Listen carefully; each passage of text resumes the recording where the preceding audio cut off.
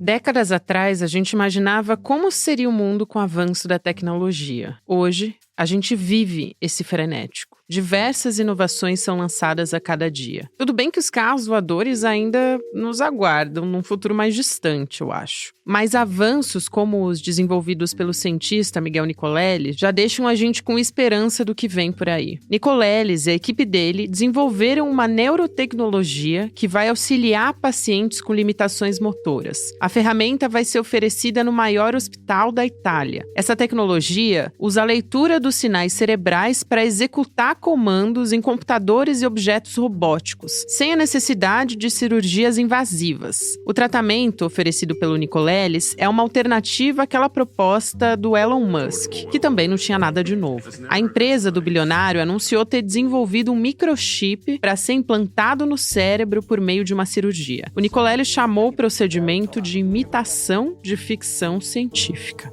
Quarta-feira, 13 de março de 2024.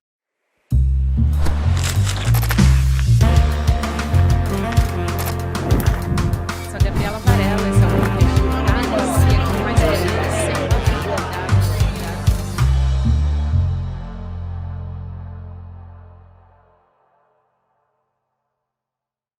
Olá, seja muito bem-vindo, seja muito bem-vinda. Eu sou a Gabriela Varela e esse é o videocast em Detalhes. E aqui sempre com um convidado, uma convidada, a gente analisa uma temática ou uma notícia importante do momento, que é justamente o que a gente vai conversar agora a respeito de uma implantação de um chip cerebral da Neuralink. A gente vai explicar toda essa história. Na verdade, o Dr. Miguel Nicoleles, o professor Miguel Nicoleles, que vai explicar essa história pra gente. Ele que é professor emérito da Duke University e também presidente da Nicoleles Institute for Advanced Brain Studies. Professor, muito obrigada por aceitar nosso convite. Seja muito bem-vindo ao Icelium em Detalhes. Boa tarde, muito obrigado. O prazer é todo meu de poder estar aqui com você. Professor, vamos começar pelo início dessa história, né? Quando o Elon Musk, esse bilionário, ele anunciou que uma das empresas dele, que é justamente a Neuralink, que eu comentei, implantou, segundo ele disse, o primeiro chip no cérebro de um ser humano. Então, foi apresentado com toda a pompa, né? E fez bastante barulho, o que ele diria que foi uma grande novidade tecnológica. De conexão, né, pequenos fios ali da mente humana com computadores. Eu queria primeiro ouvir do senhor sobre o que seria esse chip, né, que integração entre cérebro e inteligência inteligência artificial, no caso, né, ele vai possibilitar, e se essa é realmente uma notícia importante para a ciência ou se é, na verdade, mais uma ação de marketing do Elon Musk, como ele já fez outras vezes. Como ele só faz, né? Ou vender algo que nunca vai se realizar ou vender fumaça. Na realidade, há 20 anos, diferentes grupos, iniciando-se com o meu laboratório na Duke, implantaram microchips, primeiro em animais de experimentação e depois em pacientes. O nosso primeiro registro em seres humanos, usando uma interface cérebro-máquina, que é uma conexão direta do cérebro com artefatos robóticos, virtuais ou mecânicos, ocorreu em 2004, ou seja, 20 anos atrás. Ou seja, o Elon Musk poderia falar que ele está comemorando o 20º aniversário do primeiro realmente implante em ser humano. Seria mais correto, né? Mas evidentemente ele nunca faria isso, porque ele vive de reinventar a roda. E outras empresas já fizeram isso. Uma empresa chamada BrainGate, em 2006, implantou cronicamente alguns pacientes, 4 pacientes, só que eles só fizeram corretamente o anúncio depois que os resultados foram publicados, revisados por pares e saíram na revista, na Nature, né? Numa das grandes revistas científicas do mundo. Então, na realidade, o que o Elon Musk fez foi fazer um tweet dizendo que um paciente foi implantado. E não existe nenhum outro tipo de informação sobre, até onde eu saiba, sobre o que aconteceu, se o paciente está bem, o que tipo de demonstração foi feita, porque não existe nenhum relato, os dados não foram apresentados E, novamente, a praxe científica rotineira, mesmo de empresas, é fazer esse tipo de anúncio quando os resultados são analisados por indivíduos revisores independentes e quando os dados são validados por uma revista científica e anunciados para o mundo, né? Então, é uma prática não corriqueira, para mim é mais uma ação de marketing, porque essa empresa foi criada por 3 alunos meus e depois adquirida pelo Elon Musk, e as promessas que ele continua fazendo desde que ele adquiriu a empresa, a vasta maioria delas não tem nenhum fundamento científico, nunca vão ocorrer, tá? Então, para mim, que sou um dos pioneiros da área e que trabalho na área há 25 anos como cientista profissional, eu vi um tweet de um cara que é dono da plataforma onde ele posta coisas, sem nenhum significado inovador ou científico ou clínico de monta. Mesmo porque nós sabemos que a vasta maioria das coisas que ele diz que ele vai tratar, por exemplo, pacientes com lesões medulares, pacientes paraplégicos, há 10 anos nós e outros grupos espalhados pelo mundo demonstramos que você pode tratá-los com interface cérebro-máquinas sem nenhuma necessidade de implantar nada dentro do cérebro. Você pode fazer com métodos ditos não invasivos, onde você registra a atividade do cérebro aqui no couro cabeludo, por fora. Então, na realidade, é muito difícil conferir qualquer valor para esse tweet, porque ele é só isso, um tweet, até agora. Sim, muito bom, professor. E eu queria te ouvir, como pioneiro nesse estudo de interação entre cérebros e máquinas, né? Há tanto tempo a gente nem falava ainda muito sobre inteligência artificial, que um estudo, né, do senhor colocou um macaquinho para jogar videogame com cérebro. Como é que foi essa história? Eu queria que o senhor explicasse, por favor. Na realidade, à época, o meu orientador de pós-doutorado e eu, que fomos colegas durante 30 anos, infelizmente ele faleceu recentemente, mas nos anos 90, no final dos anos 90, eu e o John Chapin, esse meu grande amigo, decidimos criar um novo paradigma, que nós chamamos de interface cérebro-máquina. Esse nome foi publicado pela primeira vez num artigo meu na Nature, que serviu como base de toda a criação da área, né, após essa publicação. E eu e o John decidimos testar a ideia que animais e depois seres humanos poderiam usar só a atividade elétrica do cérebro, só a base do pensamento motor, para controlar objetos mecânicos, eletrônicos e até virtuais. Nós nos reunimos uma vez na Filadélfia, em 97, e num jantar decidimos esse nome e decidimos fazer os primeiros experimentos. Em 99 nós publicamos o primeiro trabalho na Nature Neuroscience, mostrando que ratinhos podiam aprender a apertar um robozinho, uma alavanca de um robô, só pensando, sem mexer a patinha. No ano seguinte, no meu laboratório, nós publicamos os primeiros macaquinhos que aprenderam a controlar braços robóticos mentalmente, usando só atividade cerebral. E eles, naquela época, já fizeram mais do que a Neuralink já conseguiu fazer, com $600 milhões. Nós fizemos com um orçamento de $50 mil, conseguimos fazer com que um macaquinho controlasse simultaneamente um braço robótico na Carolina do Norte e no MIT, em Boston, usando apenas a atividade elétrica do cérebro. Esse era um macaquinho chamado macaco coruja, o macaco da noite, que é um macaco aqui da América do Sul. Para validar de vez a técnica, em 2003 nós publicamos o primeiro estudo com macacos rezos, que são o melhor modelo disponível para cientistas como eu, do cérebro humano.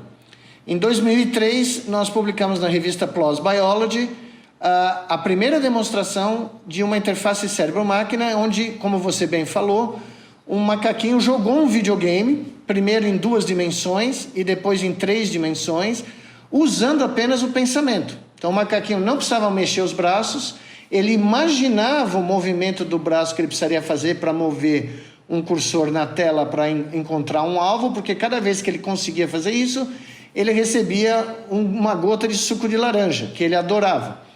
E nós mostramos que os macaquinhos rapidamente aprendiam a interagir com essa interface cérebro-máquina, relaxavam o corpo e jogavam jogos os mais diversos. Para você ter uma ideia, anos depois nós fizemos um experimento onde nós fizemos um macaquinho no meu laboratório controlar um robô humanoide andando em Kyoto, no Japão.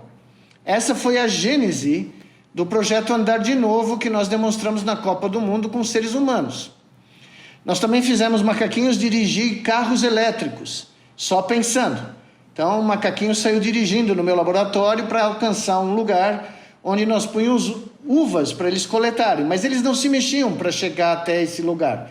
Eles imaginavam uma trajetória e um carrinho elétrico era comandado, né, diretamente pelo pensamento desses macaquinhos.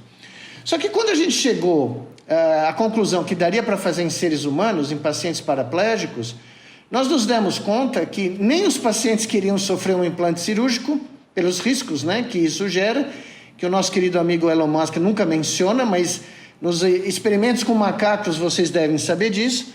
Ele, basicamente, de 20 e poucos macacos, 23 ou 24, 16 ou 17 morreram pós-cirurgicamente, o que gerou, inclusive, uma investigação do governo americano dessa empresa para saber como é possível, né? Eu, na minha carreira de 40 anos, usei 30 macacos na minha carreira, nunca perdi nenhum. Né? Se você perder um macaco no seu laboratório nos Estados Unidos, seu laboratório é fechado. E é interditado por meses para ser feita uma investigação para entender o que aconteceu.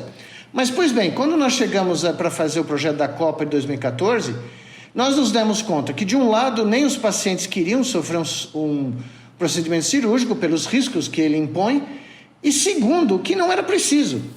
Nós encontramos meios de fazer uma interface cérebro-máquina não invasiva, onde o controle de um robô chamado exoesqueleto para as pernas era feito diretamente pela atividade do cérebro, mas era compartilhado com um software do robô.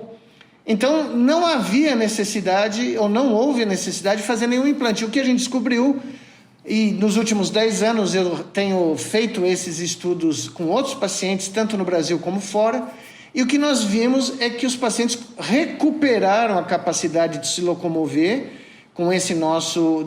Já estamos na 4ª versão do exoesqueleto, né? Eu publiquei ontem a nossa nova versão, antes que algum bilionário alegue que ele é o primeiro a fazer, porque ele adora usar a frase "eu sou o primeiro a fazer", ele nunca é, curiosamente, né?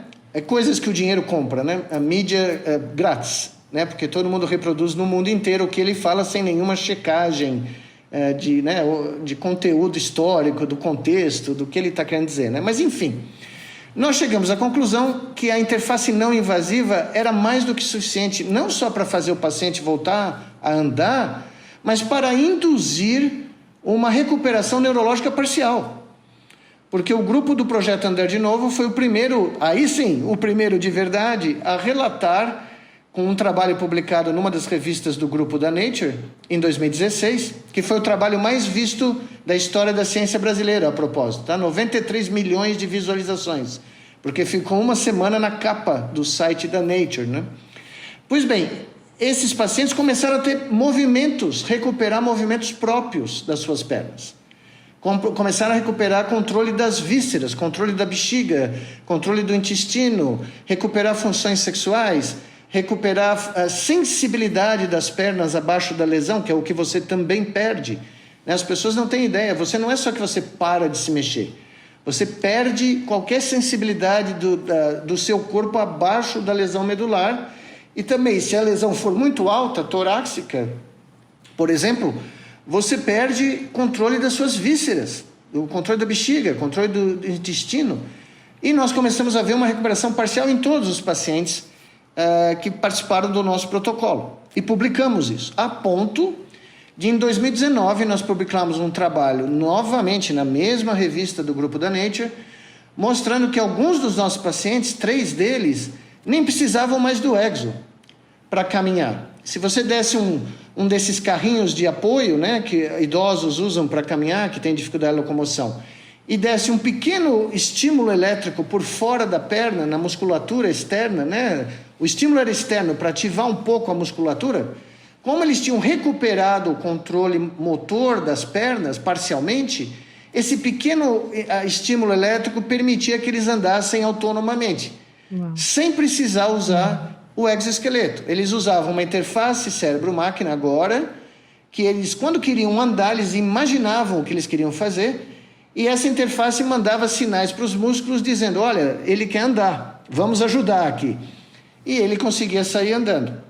Tá? Então, quando você para pensar, existem mais de 1 bilhão de pessoas no mundo com problemas do sistema nervoso central, do cérebro, ou neurológicos ou psiquiátricos.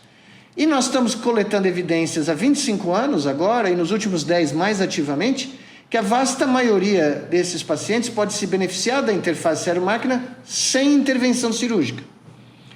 E esse é o resumo da ópera, porque eu acho que o Elon Musk está fazendo um barulho tremendo, as pessoas estão comprando isso de graça, sem saber desse contexto médico. Porque, só para finalizar, os meus 3 alunos que criaram essa empresa eram engenheiros, muito bons engenheiros, treinados por mim durante, um deles, quase uma década no meu laboratório. Eles levaram todas as ideias, todo o know-how, né, sem avisar, né, algo assim muito interessante, mas eles são engenheiros, sem nenhuma experiência clínica ou médica. Então, eles não tinham ideia, eles são fissurados em desenvolver tecnologias, o chip novo, conexão por Bluetooth. O problema é se há indicação médica real para você implantar pacientes em larga escala, e não há. Entendeu? Um número muito pequeno de pessoas vai se beneficiar desses implantes. Pode ser que quando esses implantes forem mais avançados, quando eles durarem mais, porque ninguém sabe. Os implantes até hoje de outras empresas duraram meses. E você não pode tirar, porque se você tirar, você traz tecido do cérebro junto, entendeu? Uhum. Então não é como um marca-passo cardíaco, que a tecnologia está super bem desenvolvida e dura 20 anos no coração de alguém. Tá? Professor, justamente eu queria perguntar sobre essas técnicas e os riscos dos implantes. O senhor falou muito bem sobre como a inteligência artificial pode ajudar as pessoas a recuperar movimentos, a recuperar atividades na vida delas. Então, isso é importantíssimo e a gente vai falar sobre isso também. Mas quando a gente está falando sobre essas incisões no crânio, no caso, por exemplo, da Neuralink, né, que precisa ser feito por um trabalho por um neurocirurgião para inserir esses microeletrodos aí para envolver o cérebro, vamos dizer assim, é que eu estou usando uma linguagem bastante simplista e queria que o senhor explicasse quais são os riscos envolvidos e como é que é feito esse procedimento. Esse implante e a área de interface cérebro-máquina não tem nada a ver com inteligência artificial, tá? A inteligência artificial é uma combinação de métodos computacionais e estatísticos que até pode ser acoplada no futuro. Nós usamos esses métodos estatísticos em algumas das nossas demonstrações no passado, mas ela não é vinculada a priori com a interface cérebros-máquina, tá? O nosso querido amigo lá confunde as coisas. Ele sabe... Eu disse numa entrevista anos atrás aqui para uma... eu não me lembro quem foi direito nos Estados Unidos, acho que foi a Reuters, que ele, em inglês eu falei, he barely knows where the brain is located. Ele mal sabe onde o cérebro fica. Então ele mistura coisas que não são misturadas automaticamente. A interface cérebro-máquina é uma conexão em tempo real do cérebro com artefatos mecânicos, eletrônicos ou virtuais. Você faz isso sem nenhuma ferramenta necessariamente de inteligência artificial, tá? O que você pode fazer, e alguns grupos estão começando a fazer, e nós fizemos já há alguns anos atrás, é você, ao coletar os dados que você está registrando do cérebro de um animal ou de um paciente, usar métodos estatísticos que fazem parte da inteligência artificial para analisar os seus dados, seja em tempo real ou offline, para ver se você obtém algum resultado melhor em termos de controlar os seus artefatos robóticos ou virtuais, tá bom? Então existe essa separação, que é muito importante. Agora, respondendo a sua pergunta que é vital, os riscos são os riscos de uma cirurgia. Você tem que ser anestesiado, você tem que fazer uma craniotomia. A craniotomia não é muito grande, a craniotomia é uma abertura no crânio, tá? Aí você tem que inserir eletrodos. Existem diferentes tipos de eletrodos. Você pode pôr eletrodos na superfície do cérebro sem abrir o tecido. Isso é chamado semi-invasivo. Se você abrir o tecido, abrir a camada de dura mater que cobre lá o cérebro e inserir coisas dentro do tecido, dentro do cérebro, literalmente, que são chamados microeletrodos de registro intracranial, ou intracraniano, perdão, eu usei a palavra inglesa com o sotaque português aqui. Intracraniano, você tem um método invasivo. Nesse momento, quando você abre as camadas de tecido que protegem e envolvem o cérebro, você tem riscos de infecção. Você pode ter riscos eventuais da inserção do eletrodo, de sangramento. Você pode, porque são muitos eletrodos. Por isso que quando esses alunos trabalhavam comigo, eu rejeitei qualquer tipo de eletrodo rígido, qualquer que a gente chama de dagger, né? Uma faca de eletrodo. E junto com John Chapin, quando eu era aluno de pós-doutorado com ele, nos anos 90, nós inventamos esses eletrodos flexíveis. Inclusive, nós tivemos uma patente até recentemente desses eletrodos. Todo mundo conhece isso nos Estados Unidos, que a invenção é nossa. Por quê? Quando você põe os eletrodos flexíveis, eles aderem ao tecido do cérebro, eles não danificam o tecido. Porque o cérebro tem um certo movimento. Se você põe um eletrodo rígido, com o movimento do cérebro, o eletrodo rígido corta o cérebro, leva uma lesão do tecido. Mas os nossos eletrodos flexíveis, não.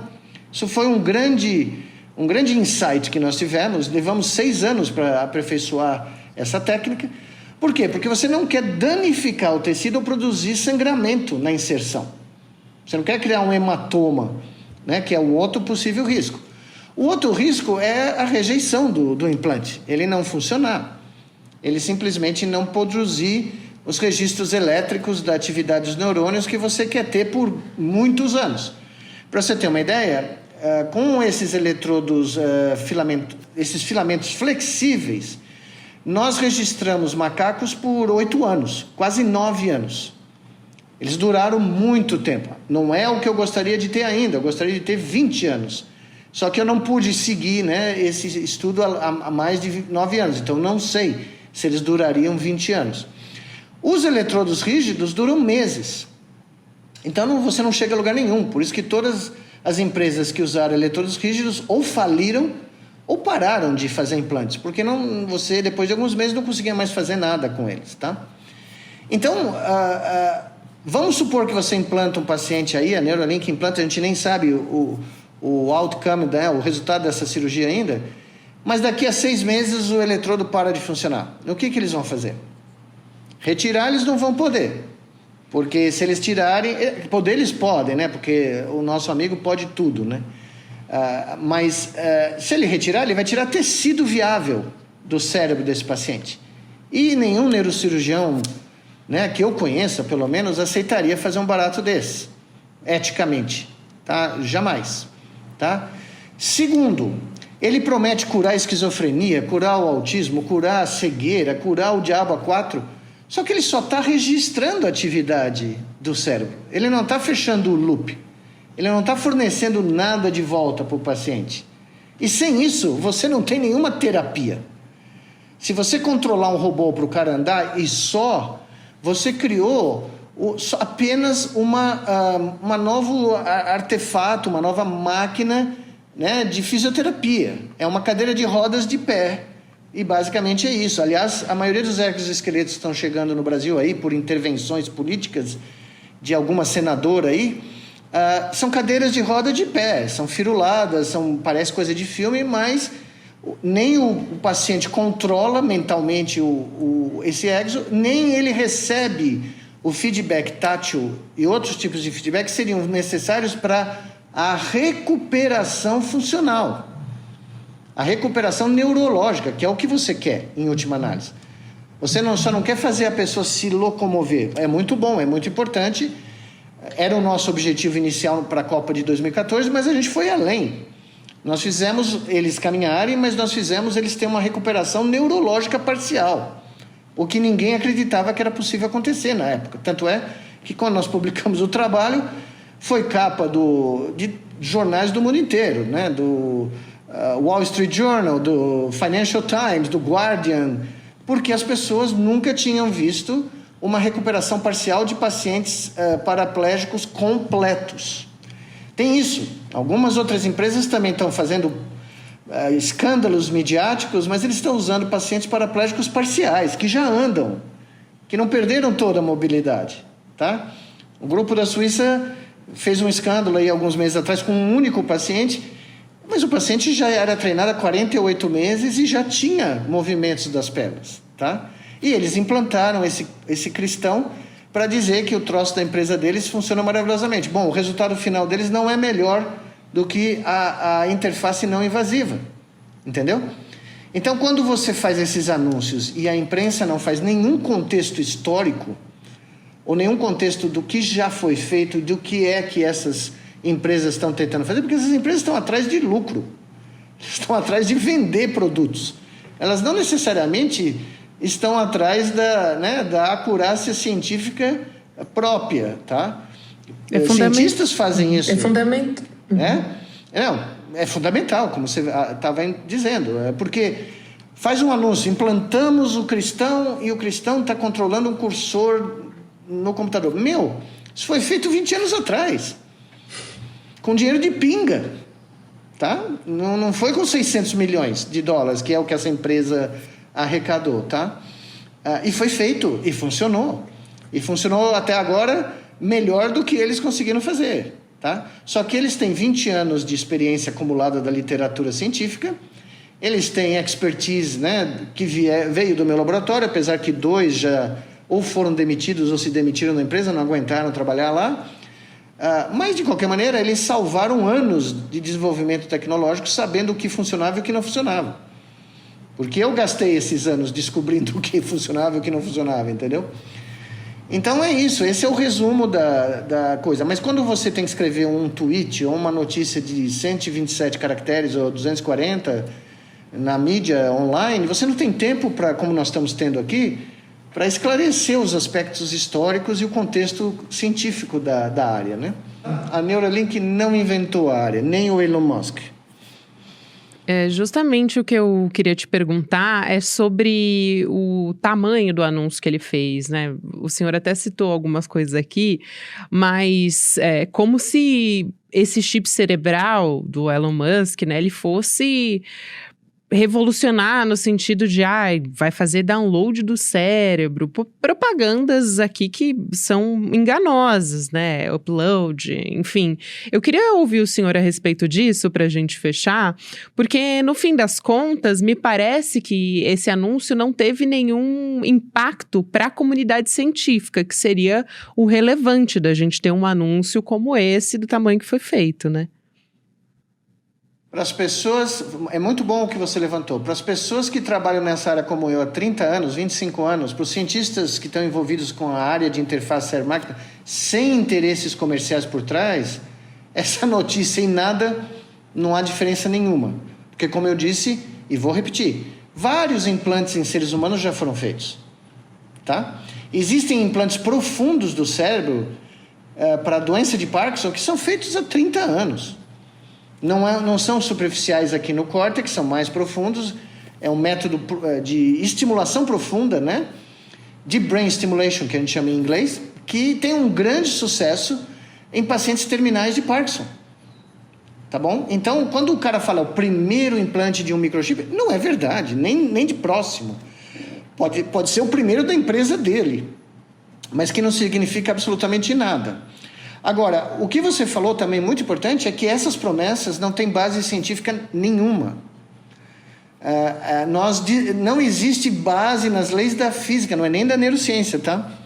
Para fazer download da mente humana com um microchip desses para um sistema digital. O cérebro não é uma máquina digital. Eu publiquei uma monografia com o meu grande amigo matemático e cientista Ronald Sicurel, suíço, em 2016, a monografia inteira foi para desmistificar esse conceito. O cérebro humano é um sistema analógico, ele é um organismo. Ele é parte de um organismo, perdão. ele é feito de matéria orgânica que computa em analógico, não em digital. Então não existe um sistema digital, a gente brinca, né, entre nós, não existe um aspirador de memórias digital que vai sugar as memórias de um ser humano e fazer um download num CD-ROM ou num hard disk de um computador. Isso é impossível, porque as memórias humanas estão embutidas no tecido dos neurônios, que são 100 bilhões de neurônios. Então, elas estão distribuídas por todo o nosso córtex aqui. Então, não há jeito de você fazer um download, tá? Existem vários papers que saíram na literatura falando, nós mostramos uns filmes para os pacientes, aí registramos no córtex visual e a gente consegue saber o que o cara viu, a imagem. Óbvio, porque eles treinaram um computador com os padrões que o cérebro produz, depois de mostrar milhares de imagens do filme. Tá? Isso não quer dizer que eles estão lendo as memórias do pobre cristão. Eles estão lendo um padrão estatístico que é produzido pelo córtex visual quando a gente observa uma cena. Tá? No momento que a gente passou, nos anos 90, graças ao trabalho do John Chapin e depois eu como aluno dele juntos, no momento que a gente conseguiu registrar 100 neurônios simultaneamente, e isso explodiu no mundo, aí sim nós conseguimos reproduzir imagens registrando a atividade do córtex visual. Quando o pessoal registrava um neurônio de cada vez, durante quase 100 anos, a neurociência só olhava para uma célula de cada vez. Ninguém conseguia fazer isso. Mas no momento que a gente conseguiu pôr 100 neurônios sendo registrados simultaneamente, a gente tinha uma fotografia dinâmica do cérebro muito mais completa. Não a ideal ainda, mas muito mais completa. E aí a gente conseguia saber o que o cara quer fazer em termos de se mover, o que o cara está vendo quando ele toca num objeto com a mão. A gente registra aqui no córtex tátil dele, que é a parte que registra as informações táteis que vêm da mão, por exemplo, né?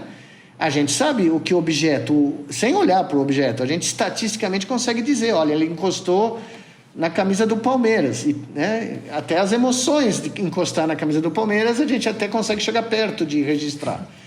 Né? Apesar que também não é computável, eu garanto para você. Né? Eu faço isso há 60 anos e eu sei que não é computável.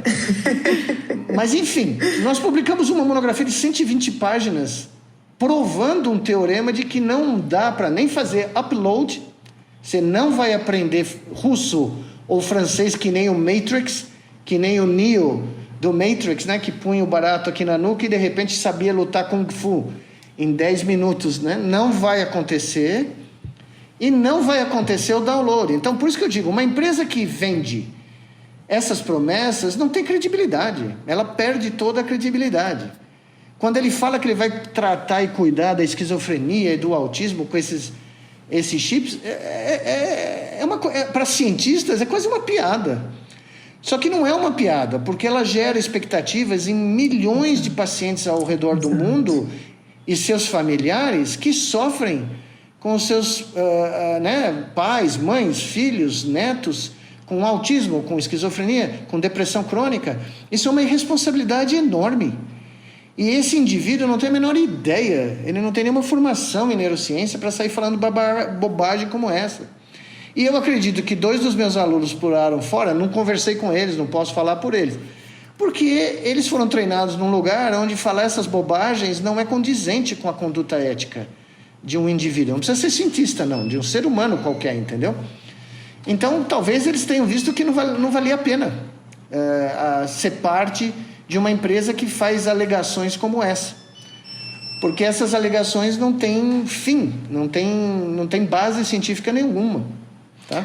Professor, que importante te ouvir. Tenho certeza que todo mundo que está nos acompanhando aprendeu muito nessa conversa. O professor Miguel Nicoleles é pesquisador, inclusive pioneiro nesse estudo da interação do cérebro com as máquinas. Foi um prazer conversar com o senhor. Inclusive, o professor Miguel Nicoleles, só para não esquecer aqui de dar o crédito completo, também é professor emérito da Duke University.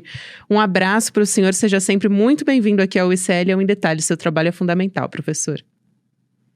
Não, eu que agradeço toda a atenção, a gentileza e o espaço para poder conversar, né, com tranquilidade e com tempo para esclarecer algo que é tão importante. Muito obrigado, viu? Tudo de bom aí para vocês. Um abraço, professor. Até uma próxima.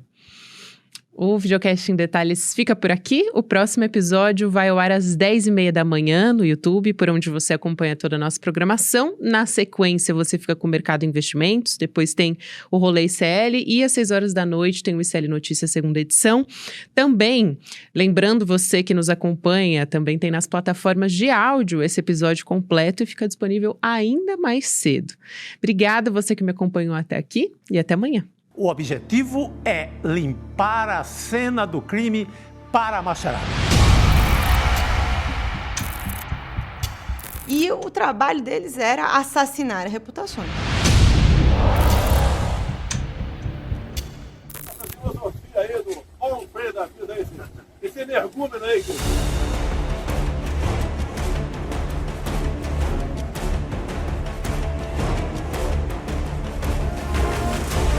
A família Bolsonaro tinha todo um esquema montado para atacar opositores virtualmente. Mas se a gente for lembrar, foi exatamente essa estrutura de questionamento que colocou em xeque as eleições de 2022. E deu no que deu. Para quem ainda não entendeu, isto é uma guerra de narrativas. E nos campos de batalha, as máquinas de moer reputações estão sempre à espreita.